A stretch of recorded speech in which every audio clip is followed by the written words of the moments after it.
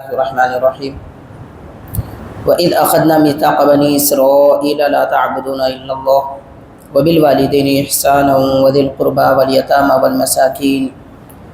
والمساكين وقولوا للناس حسنا وأقيموا الصلاة وآتوا الزكاة ثم توليتم إلا قليلا منكم وأنتم معرضون صدق الله العظيم. معزز حاضرین محترم سامعین، السلام علیکم ورحمۃ اللہ وبرکاتہ. سورہ بقرہ کی آیت نمبر 83 تلاوت کی گئی ہے. 10ویں رکوع کا آغاز ہوا ہے، آدھا پارہ مکمل ہوا ہے. اللہ تبارک و تعالیٰ بنی اسرائیل کو نصیحت کرتے ہوئے اور انہوں نے جو اللہ تعالیٰ سے عہد لیا تھا اس عہد کا ذکر کرتے ہوئے اسے یاد دلاتے ہوئے فرمایا کہ یاد کرو جب ہم نے بنی اسرائیل سے میثاق لیا. میثاق کہتے ہیں دراصل انتہائی پکے وعدے کو، ایسا وعدہ جو ایک جماعت کسی ایک سے کرے اس کو میثاق کہتے ہیں. ہم سب سے بھی میثاق لیا گیا ہے عالم ارواح میں. ہر ایک مسلمان پیدا ہونے سے پہلے عالم ارواح میں اللہ تبارک و تعالیٰ سے عہد کیا ہے کہ وہ دنیا میں آ کر خالق کائنات کو اپنا رب مانے گا اور اس کی عبادت کرے گا. بنی اسرائیل سے اللہ تعالیٰ نے بھی میثاق لیا اور وہ میثاق حضرت موسیٰ علیہ السلام کے ذریعے لیا گیا تھا. یعنی حضرت موسیٰ علیہ السلام کو اللہ تعالیٰ نے حکم فرمایا آپ بنی اسرائیل قوم سے وعدہ لیجئے. کن کن باتوں کا وعدہ اس کی تفصیل بیان کی جا رہی ہے. لا تعبدون الا اللہ، کہ تم اللہ کے سوا کسی کی عبادت نہ کرو گے. تو عبادت صرف اللہ تبارک و تعالیٰ کی جاتی ہے. خالق کائنات کے علاوہ کسی اور کی عبادت ممکن ہی نہیں ہے. عبادت کے لائق صرف رب تبارک و تعالیٰ ہے. اسی لیے بزرگوں نے لکھا ہے کہ دنیا میں شرک کا وجود نہیں ہے. لوگ شرک کر رہے ہیں مگر حقیقت میں شرک ہوتا ہی نہیں ہے. اس لیے کہ جو لوگ یہ سمجھ رہے ہیں کہ اللہ کے جیسا کوئی ہے تو ہے ہی نہیں، وہ سمجھ رہے ہیں اپنے عقل کے مطابق، لیکن کوئی اللہ تعالیٰ کے جیسا نہ ہے نہ ہو سکتا ہے. تو حقیقت میں دیکھا جائے تو شرک کا وجود ہی نہیں ہے، لیکن لوگ اپنی عقل سمجھ یا نادانی و بے وقوفی کی وجہ سے کبھی پتھروں کو، کبھی بے جان چیزوں کو، کبھی جاندار اور بے ضرر اشیاء کو بھی اپنا خدا بنا بیٹھے ہیں اور ان کے بارے میں یہ سمجھتے ہیں کہ ہم عبادت اس کی کریں گے یا وہ نعوذ باللہ ہماری مصیبتیں دفع کرے گا یا ہماری مدد کرے گا. اس قسم کے تصورات ان کے پائے جاتے ہیں. حاضرین، عبادت اللہ تعالیٰ کی جاتی ہے. عبادت کا مفہوم کیا ہے ہمارے دین میں؟ دین میں عبادت کس کو کہتے ہیں؟ یہ لفظ لا تعبدون، کہ تم عبادت نہ کرو صرف اللہ کی مگر اللہ کی، اللہ کے سوا کسی اور کی عبادت نہ کرو. عبادت کا معنی ہوتا ہے انتہائی درجے کی ذلت اختیار کرنا. یعنی اللہ کے دربار میں بندہ اپنے آپ کو یہ ظاہر کرے کہ اے پروردگار میں سب سے ذلیل ہوں، سب سے کمتر ہوں، ناتواں ہوں، کمزور ہوں.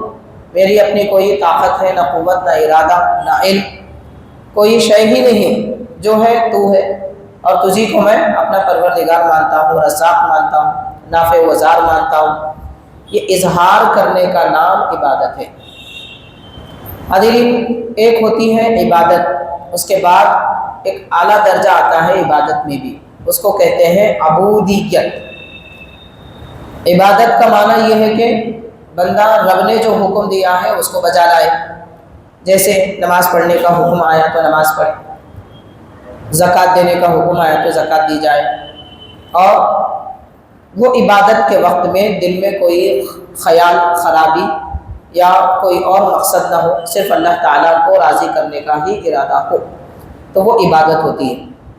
اس سے بڑھ کر جب بندہ عبادت کر کے اونچے مقام پر پہنچتا ہے اس مقام کو کہتے ہیں عبودیت. عبودیت کا معنی یہ ہے کہ بندہ اس درجے میں اپنا ارادہ چھوڑ دیتا ہے، اپنی خواہش چھوڑ دیتا ہے اور رب جو چاہے اسی کو مانتا ہے. اس کو عبودیت کہتے ہیں. عبادت کے ذریعے بندے کو عبودیت کا درجہ ملتا ہے. حاضرین، عبودیت کا معنی کیسا ہے، اس کو کیسے ہم سمجھیں؟ مثال کے طور پر ایک بڑے بزرگ ہیں حضرت فرید الدین عطار رحمۃ اللہ علیہ. وہ غالباً مصر وغیرہ کے علاقے کے قرب و جوار کے بزرگ ہیں اور 1000 سال کچھ قدیم بزرگ ہیں، اللہ والے ہیں، بڑی بہت ساری کتابیں انہوں نے تحریر فرمائی۔ تو حضرت اللہ تعالیٰ کے دربار میں اتنا اونچا مقام رکھتے تھے۔ شہر بغداد میں آپ کا قیام تھا، دوسرے مقام سے وہاں پر آئے تھے۔ تاتاری ایک قوم گزری ہے جو بغداد پر تقریباً 10 مرتبہ حملہ کی اور مسلمانوں کو تباہ و تاراج کیا۔ انتہائی ظالم قوم تھی اور بڑے جنگجو، بڑے لڑاکو قوم تھی۔ دنیا میں کوئی اس قوم سے لڑنا نہیں چاہتا تھا، صرف مسلمان تھے جو ان کو تحت کی۔ تو تاتاری قوم نے شہر بغداد پر 10 مرتبہ حملہ کیا اور اتنی تباہی مچائی کہ نہ جان چھوڑی نہ علم چھوڑا، یہاں تک کہ بغداد کے قرب و جوار میں جو دریا بہتا تھا، اس دریا میں علماء کی لکھی ہوئی کتابیں اس طرح ڈال دیے کہ ایک مقام سے دوسرے مقام تک دریا میں کتابوں کا پل بن گیا۔ اتنی تباہی انہوں نے مچائی۔ ایسے کئی تباہیاں اسلامی سلطنتوں اور حکومتوں پر آئی ہیں۔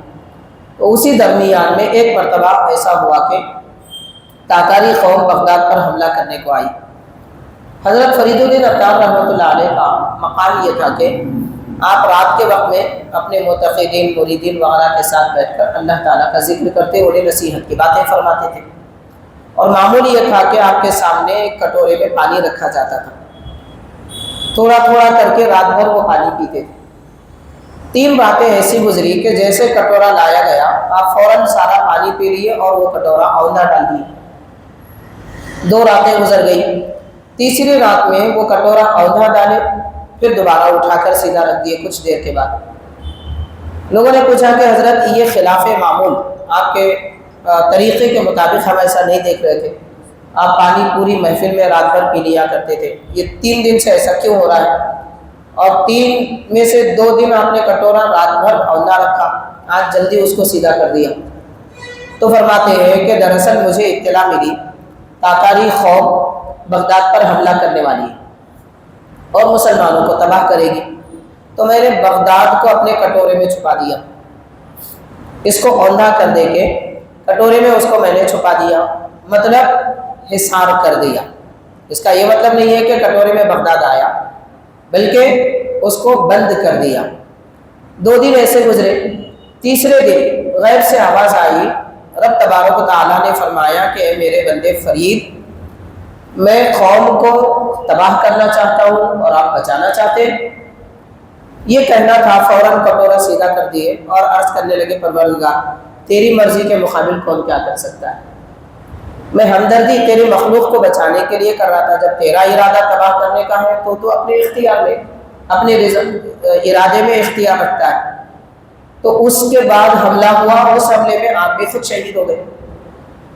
تو اس کو کہتے ہیں عبودیت، یعنی اپنے ارادے کو اللہ کے ارادے و منشے پر قربان کر دیا جائے، کرے وہی جو رب چاہتا ہے، اگرچہ کہ اس میں اپنا نقصان بھی کیوں نہ ہو۔ تو عبادت ایک درجہ ہوتا ہے، اس سے بڑھ کر درجہ عبودیت کا ہوتا ہے، اور وہ درجہ عبودیت کا عبادت سے ملتا ہے، بغیر عبادت کے کسی کو نہیں ملتا۔ آج کل لوگ سمجھ رہے ہیں نمازیں چھوڑو، روزے چھوڑو، زکوٰۃ چھوڑو، سب چھوڑو، ہم بھی بہت بڑے بن گئے، ہم تو ماشاء اللہ مسلمان ہیں اور وہ جنت میں چلے جائیں گے، ہمیں کون روک سکتا ہے؟ یہ سب خواب و خیال کی باتیں۔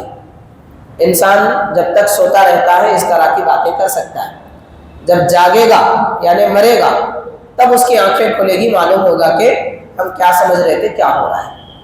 بہرحال حاضرین کرام، بنی اسرائیل کو اللہ تبارک و تعالیٰ نے اللہ کی ہی عبادت کرنے کا حکم فرمایا، رب کے سوا کسی اور کی عبادت نہیں کی جا سکتی۔ تو اب عبادت جو ہم اپنے ہاتھ، پاؤں، اعضاء، سر وغیرہ سے کرتے ہیں، اس کا تعلق عبادت کا ایک تو دل سے ہے اور دوسرا تعلق انسان کے بدن سے، یعنی ہم جو عبادت اللہ کے لیے کرتے ہیں وہ کسی اور کے لیے نہ کریں۔ کسی اور کے لیے اگر وہ عمل کیا جائے تو وہ شرک ہوگا۔ مثال کے طور پر سجدہ اللہ کے لیے کیا جاتا ہے، کوئی غیر خدا کو خدا سمجھ کر سجدہ کرے تو معاذ اللہ وہ مشرک ہوا۔ اگر خدا نہ سمجھے انسان ہی سمجھ کر سجدہ کرے تو حرام ہے، حرام کا مرتکب ہوا۔ تو لہذا اللہ تعالیٰ کے لیے سجدہ خاص ہے، نماز اللہ تعالیٰ کے لیے خاص ہے، باقی اعمال اللہ تعالیٰ کے لیے جو خاص ہے، جیسے کوئی روزہ رکھے کسی اور کے لیے شرک ہو جائے گا، اگر کوئی زکوٰۃ دے یہ نیت کر کے کہ میں ایک فلاں کو راضی کرنے کے لیے زکوٰۃ دے رہا ہوں تو شرک ہو جائے گا۔ جو عبادت حضور نبی پاک علیہ الصلوۃ نے مقرر فرمائی ہے کہ یہ عبادت ہے، وہ صرف اللہ کے لیے ہے۔ باقی دوسرے اعمال، دوسرے بہت سارے اعمال ایسے ہیں جو دوسروں کے لیے کیے جا سکتے ہیں۔ مثال کے طور پر کوئی بڑی علم والی شخصیت ہے، پرہیزگار متقی کوئی ہے، ان کے لیے کھڑے ہو جانا، اکرام کرنا، تعظیمی اکرام کرنا، تو یہ سب کفر و شرک میں نہیں آتا، کیونکہ کھڑا ہونا اللہ کے لیے نہیں ہوتا، اللہ کے لیے عبادت ہوتی ہے۔ اکرامی قیام حضور پاک صلی اللہ علیہ وسلم سے بھی ثابت ہے۔ حضور نبی پاک علیہ السلام کے پاس جب آپ کی شہزادی حضرت فاطمہ رضی اللہ تعالیٰ عنہ آتی تو حضور ان کے لیے کھڑے ہوتے تھے، اور نبی پاک صلی اللہ علیہ وسلم ان کے پاس تشریف لے جاتے تو آپ بھی کھڑے ہوتی تھی۔ تو ایسی بہت ساری احادیث شریفہ ہیں۔ خیر، تو حاضرین، عبادت کا یہ مفہوم ہے۔ اسی لیے جب غیروں کے تہوار آتے ہیں، عام طور پر تجارت کرنے والے لوگوں کا آج کل یہ ایک بڑی تباہی کا مسئلہ ہو چکا ہے۔ پہلے مسلمان اپنے دین میں بڑے سخت تھے، لیکن آج کل دلمل ہو چکے ہیں۔ اس لیے پہلے کوئی غیر مسلم اپنی پوجا پاٹ کی چیزیں کسی مسلمان کو نہیں دیتا تھا، اس لیے کہ مسلمان کھلے طور پہ بولتے تھے ہم نہیں کھاتے۔ لیکن آج کل ایسا نہیں رہا، دل رکھنا پڑتا، کاروبار کا معاملہ ہے، نہیں لیے تو کیا سمجھتے کہ ایسا سمجھ کر آج کل پوجا پاٹ کی چیزیں بھی لوگ کھا لے رہے۔ خیر، تو حاضرین، وہ تو شیطانی نحوست ہے، کھانے والے کے دل میں برابر آئے گی، اس کا اثر کہیں نہیں جائے گا، برابر ہوگا، کیونکہ شیطان کے لیے جو کام کیا گیا ہے اس کی تاثیر ہوگی۔ لیکن غیروں کے ان کے تہواروں کے موقع پر مبارکبادی دینا یہ باضابطہ شرک ہے۔ مبارکبادی دینا کہ تمہارے لیے یہ عبادت، یہ تمہاری عید مبارک، وہ مبارک، اس کو ہیپی کہا جاتا ہے، وہ فلاں کہا جاتا ہے، بالکل شرک ہے۔ اس لیے کہ جو لوگ یہ کام کر رہے ہیں وہ اس کو خدا سمجھ کے کر رہے ہیں۔ جیسے مثال کے طور پر حضرت عیسیٰ علیہ السلام کے پیدائش کا دن یہ لوگ مناتے ہیں، اور کیا کہتے ہیں؟ عیسیٰ علیہ السلام کو خدا مانتے ہیں۔ تو جو خدا مان رہے ہیں ان سے آپ کہہ رہے ہیں، وہی الفاظ دہرا رہے ہیں، تو ان کے عقیدے کے مطابق آپ بھی اپنا عقیدہ وہی بنا لیے، جبکہ اسلام کہتا ہے حضرت عیسیٰ علیہ السلام اللہ کے نبی ہے، پیغمبر ہے، اور ان کو آسمانوں میں اٹھا لیا گیا ہے۔ تو خیر حاضرین کرام، اس طرح غیروں کے تہواروں پر کسی کو مبارکبادی دینا بھی غیروں کی عبادت ہے، اور عبادت اللہ کے سوا کسی اور کی نہیں کی جا سکتی۔ جو بھی عبادت غیروں کی کرے گا وہ مشرک ہوگا۔ لا تعبدون الا اللہ، اللہ کے سوا کسی اور کی عبادت نہ کرے۔ دوسرا حکم اللہ تعالیٰ نے میثاق جو بنی اسرائیل سے لیا تھا، فرمایا وبالوالدین احسانا، والدین کے ساتھ حسن سلوک کرو۔ رب تبارک و تعالیٰ نے قرآن مجید میں اکثر مقامات پر اپنی عبادت کے بعد والدین کے ساتھ حسن سلوک کا ذکر کیا، تو یہ درجہ ہے والدین کا۔ اور اللہ تعالیٰ کی صفت رب ہے، رب العالمین، سارے عالموں کو پالنے والا۔ رب تبارک و تعالیٰ نے والدین کو بھی رب کہا، سکھایا ایمان والوں کو، وقل رب ارحمہما، اور کہو کہ اے پروردگار میرے ماں باپ پر رحم فرما، کما ربیانی صغیرا، کیونکہ انہوں نے بچپن سے ہماری تربیت کی۔ رب ارحمہما، یہاں رب کا مطلب اللہ تعالیٰ ہے، اور آگے اسی جملے میں ربیانی صغیرا، انہوں نے ہماری تربیت کی، وہ میرے رب ہے، ماں باپ۔ تو جو رب اللہ نے اپنے لیے وہ نام رکھا، وہ ان کے ماں باپ کو، ہمارے ماں باپ کو بھی وہی نام دیا۔ اس سے سمجھا جا سکتا ہے کہ ماں باپ کی اہمیت کیا ہے۔ عبادت کے بعد سب سے بہترین اگر کوئی عمل ہے تو وہ والدین کے ساتھ اچھا سلوک کرنا۔ حاضرین، حضرت عبداللہ ابن عمر رضی اللہ تعالی عنہ سے کسی نے پوچھا کہ حضرت میری والدہ ماجدہ کو میں نے حج کروایا، اور وہ اتنی ضعیف تھی کہ انہیں اپنے کاندھوں پر سوار کر کے میں نے طواف کرایا، اور سفر بھی ویسے ہی طے کیا کہ انہیں اپنے کاندھوں پر سوار کر کے لایا۔ اس درمیان میں اکثر ایسا ہوا کہ وہ میرے جسم پر سوار ہے، مگر بڑی عمر کی وجہ سے، کمزوری کی وجہ سے وہ اپنی ضرورتوں پر، پیشاب وغیرہ پر روکنے کی طاقت نہیں رکھتے تھے، میرے بدن پہ کر لیتے تھے، مگر میں نے کبھی ان کو اف نہ کہا۔ کبھی ایسا ہوا کہ میرے چہرے پر تھوڑی ناگواری آئی، لیکن میں نے کچھ نہیں کہا، انہیں پھر نہلایا، میں خود نہایا، پھر طواف کعبہ کروایا۔ تو یہ سب کرنے کے بعد میں پوچھنا یہ چاہتا ہوں، کیا میں نے میری ماں کا حق ادا کیا؟ تو حضرت عبداللہ ابن عمر رضی اللہ تعالیٰ عنہ فرماتے ہیں، تیری پیدائش کے وقت میں ماں کو جو درد و تکلیف ہوئی تھی اور اس نے جو آہ کہی تھی، تو وہ ایک آہ کا بھی حق تو زندگی بھر ایسا کر کے خدمت کر کے بھی نہیں ادا کر سکے گا۔ ایک آہ کا حق پوری زندگی ایسی خدمت کر کے ادا نہیں کر سکے گا، تو پھر ماں باپ کی خدمت کر کے کوئی ان کا حق ادا کرنے کا تصور بھی نہیں کر سکتا۔ یہ مقام ہے والدین کا۔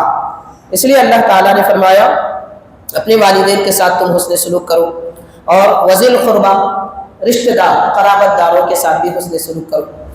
حاضرین، رشتہ دار دراصل والدین کے بعد سب سے زیادہ محبتوں کا حق رکھتے ہیں، سب سے زیادہ خدمتوں کا حق رکھتے ہیں۔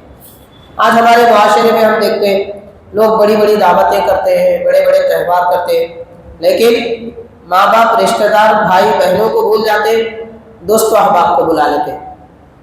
دیکھا جاتا ہے اکثر لوگ سیر و تفریح کی خاطر نکلتے ہیں دوست و احباب کے ساتھ، اپنے بھائی بہنوں کے ساتھ کوئی نہیں نکلتا۔ انتہائی کم ایسے لوگ دیکھے جاتے ہیں، ہر ہفتے میں ایک بار، ہر مہینے میں 2 بار دوستوں کے ساتھ ساری پارٹیاں ہوتی ہیں، مگر اپنے آل و اولاد، رشتہ دار، بھائی بہنوں کے اولاد کے ساتھ میں کوئی پارٹیاں نہیں کی جاتی۔ حق تو ان کا زیادہ ہے کہ ان کو پوچھا جائے، ان کو دیکھا جائے، اس لیے کہ وہ رشتہ دار ہیں۔ قرابت داری پر خرچ کیے جانے والا پیسہ بھی صدقہ ہوتا ہے۔ صدقے کا مطلب اس کے بدلے میں نیکی، ثواب ملتا ہے۔ انسان خود کھا کر کسی کو کھلاتا ہے، اگر وہ اللہ کی رضا کی خاطر ہو تو ثواب ہے، لیکن کسی کو کھلاتا ہے اس لیے تاکہ آئندہ اس سے کھائے، یہ کوئی ثواب کا کام نہیں ہے۔ لیکن رشتہ داروں کو اگر کھلاتا ہے یا ان کے کام آتا ہے تو یہ بھی نیکی ہے، صدقہ ہے۔ تو قرابت داروں کے ساتھ حسن سلوک کرنے کا حکم دیا گیا، اور یتیموں کے ساتھ۔ یتیم کس کو کہتے ہیں؟ دراصل جو اولاد کے والد انتقال کر گئے ہو اور وہ اولاد ابھی بالغ نہ ہوئی ہو، یعنی لڑکے 15 سال کی عمر کے نہ ہو، لڑکیاں 12 سال کی عمر کے نہ ہو، تو اس سے پہلے تک وہ یتیم ہے۔ والد کا انتقال ہوا، عمر 15 سال ہو گئی، تو 15 سال کے بعد وہ یتیم نہیں ہے۔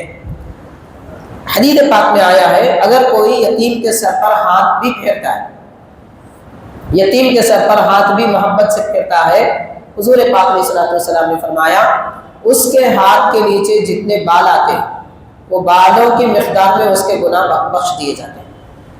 اتنی بڑی فضیلت یتیم کے صرف سر پر ہاتھ پھیرنے کی، پھر اسے کھلانے، پلانے، پالنے، پوسنے کی فضیلت کیا ہوگی۔ پھر نبی پاک علیہ الصلوۃ والسلام نے فرمایا قیامت کے دن میں اور یتیم کی پرورش کرنے والا ایسے رہیں گے، کہہ کر حضور نے اپنا دست مبارک اٹھا کر بتایا۔ کیسے؟ شہادت کی انگلی اس کے بعد والی انگلی کو جوڑ کر فرمایا، یعنی شہادت کی انگلی اور بیچ کی انگلی جتنے قریب ہوتے ویسے قریب وہ بندہ جو یتیم کی کفالت کرتا ہے یا اس کی پرورش کرتا ہے، نبی کریم صلی اللہ علیہ وسلم کے ساتھ اتنا قریب ہوگا۔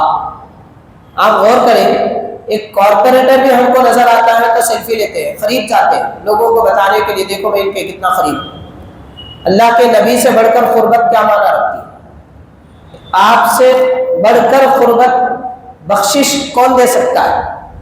حضور نبی پاک علیہ الصلوۃ والسلام کی قربت قیامت کے دن بندے کو حاصل ہونے والی ہے جو یتیم کی اس طرح پرورش کرتا ہے۔ والمساکین، اور مسکینوں کے ساتھ بھی حسن سلوک کرو۔ حاضرین، دین میں، شریعت میں مسکین کہتے ہیں ایسے غریب کو کہ جس کے پاس ایک دن کا کھانا ہو، بس اس سے بڑھ کر نہ ہو تو وہ مسکین ہے۔ اس سے بڑھ کر اگر کسی کے پاس 2 دن 4 دن کے کھانے کی کیفیت ہے یا اتنی دولت ہے پھر وہ مسکین نہیں ہے۔ غریب ہو سکتا ہے مگر مسکین نہیں ہو سکتا۔ مسکین وہ ہے جس کے پاس صرف 1 دن کے کھانے کی کیفیت ہے، یعنی تقریباً 1.25 کلو گیہوں کی مقدار اگر کسی کے پاس ہے تو وہ مسکین ہے، اس سے بڑھ کر ہو تو وہ مسکین نہیں کہلاتا۔ خیر تو مسکینوں کے ساتھ بھی حسن سلوک کرنے کا حکم دیا اور ارشاد فرمایا وَقُولُوا لِلنَّاسِ حُسْنًا، اور لوگوں سے اچھی بات کرو۔ حاضرین، حدیث پاک میں آتا ہے الکلمۃ الطیبۃ صدقہ، اچھی بات کرنا بھی ایک نیکی، لیکن بات کرنے کا انداز لوگوں کا چھڑکی دینا، گالی گلوچ کرنا، طنز کرنا، اعتراض کرنا، غیبتیں کرنا، یہ معاملات انسان کو کبھی کام نہیں آئے گی۔ بات کرنے میں نرمی ہونی چاہیے۔ حضور پاک علیہ السلام اتنی ایسی نرمی سے بات فرماتے تھے کہ آپ کی آواز سننے کو صحابہ تڑپ جاتے تھے، اور خاص طور پر محفلوں میں یا گلی کوچوں میں کبھی آواز دے کر حضور نے کبھی نہیں پکارا۔ ہاں کوئی خاص مسئلہ سمجھانا ہوتا تو اس وقت بلند آواز سے بتاتے تھے، ورنہ نبی پاک صلی اللہ علیہ وسلم نے بڑی آواز دے کر کبھی کسی کو نہیں پکارا، نرمی سے حضور بات فرمایا کرتے تھے۔ ہماری زبان بھی نرم ہونا چاہیے، لوگوں کے ساتھ نرمی سے بات کرو۔ اور فرمایا وَأَقِيمُوا الصَّلَاةَ وَآتُوا الزَّكَاةَ، نماز قائم کرو اور زکوٰۃ ادا کرو۔ یہ بھی حکم پچھلے زمانے میں دیا گیا تھا، لیکن بنی اسرائیل حضرت موسیٰ علیہ السلام کے زمانے میں جو نماز تھی وہ ایک وقت کی تھی، ایک ایک نبی ایک ایک وقت کی نماز امتیوں کو بتائی تھی۔ 5 وقت کی نماز صرف اس امت میں، ہم سے پہلے کسی نے 5 وقت کی نماز نہیں پڑھی، کسی نے فجر پڑھی، کسی نے ظہر، کسی نے مغرب عشاء، تو کسی نے فجر، مگر 5 نمازیں کوئی ایک امت بھی نہیں پڑھی سوائے اس امت کے۔ اس لیے اس امت کی فضیلت سب سے بڑھ کر ہے، کیونکہ پہلے والے لوگوں کو زیادہ عبادت کرنے کا موقع بھی نہیں ملا، اگرچہ کہ ان کی عمریں لمبی تھی، مگر ہم کو عمریں کم دی گئی، عبادتیں زیادہ دی گئی تاکہ دوسروں پر فوقیت ملے۔ یہ بھی اللہ تعالیٰ کا احسان ہے۔ یہ ایسا ہی ہے جیسا کہ دنیا کے اعتبار سے اگر ہم دیکھیں گے، کوئی آدمی پروفٹ زیادہ دیتا ہے، کوئی کم دیتا ہے۔ اگر ہم کاروبار کریں تو اللہ تبارک و تعالیٰ نے ہم کو اس کی عبادت کرنے کے بدلے میں ثواب زیادہ عطا فرمایا، پچھلی امتوں کی بنسبت کہ ان کو ثواب کم دیا۔ اب یہ بات کہ پھر اللہ تعالیٰ ان کو ثواب کم کیوں دیا، ہم کو زیادہ کیوں دیا؟ سب اس کے بندے ہیں، وہ جس کو جو چاہے دے، اسے کون کہہ سکتا ہے ان کو کم دیا ان کو زیادہ دیا؟ اختیار ہے اس کا، وہ جانتا ہے کس کو کتنا دینا۔ تو پروردگار اپنی مرضی سے جو چاہے کرتا ہے، بندوں کو کچھ کہنے کا یہاں پر کوئی حق نہیں ہے۔ پھر فرمایا ثم تولیتم الا قلیلا منکم، اتنی ساری نصیحتیں کرنے کے بعد بھی اے لوگوں، تم میں سے تھوڑے لوگ ان باتوں پر عمل کیے، باقی سب منہ پھیر لیے۔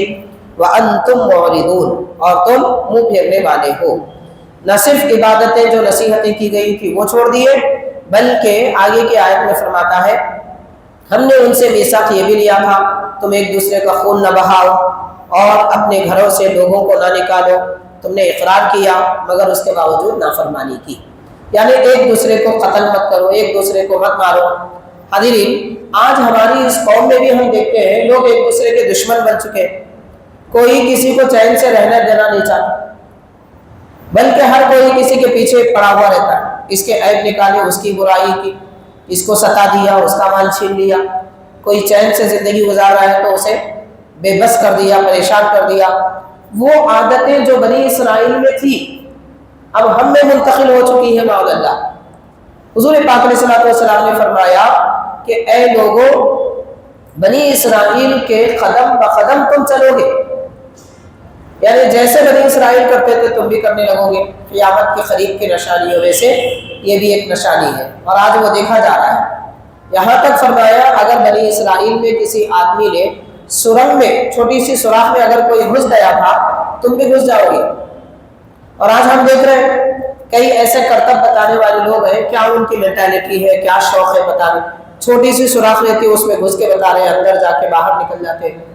عجیب سے تماشے لوگ کر رہے ہیں، مطلب جس کام کا کوئی فائدہ نہیں، ایسے کاموں میں اپنے آپ کو مبتلا کر رہے ہیں، نہ خود کی ذات کا فائدہ اور نہ ہی کسی اور کا فائدہ، محض دنیاوی دولت یا نام اور شہرت کی خاطر اس طرح کے کام لوگ کر رہے ہیں۔ تو بنی اسرائیل قوم میں جتنی خرابیاں تھیں، قیامت کے قریب اس امت میں بھی وہ خرابیاں آئیں گی، یہ نبی پاک علیہ السلام نے فرما دیا ہے۔ بہرحال حاضرین، یہ 2 آیتیں آپ کے سماعت میں لائی گئی، اس کی تھوڑی سی وضاحت اور تفسیر بیان کی گئی۔